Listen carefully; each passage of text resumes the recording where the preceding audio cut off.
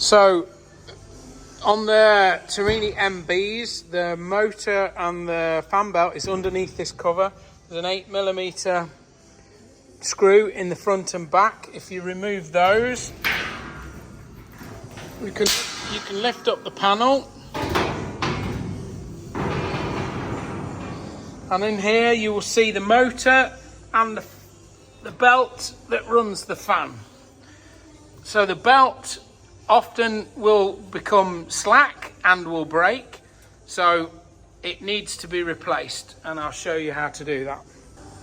So to put the new belt on, simply place it on the bottom roller, put it into the top groove there, and turn the fan wheel.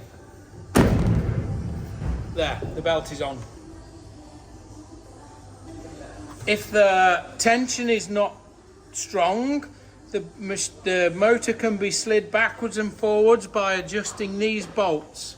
They are nylon locking nuts, so just loosen them a little, take back the motor and then replace the belt.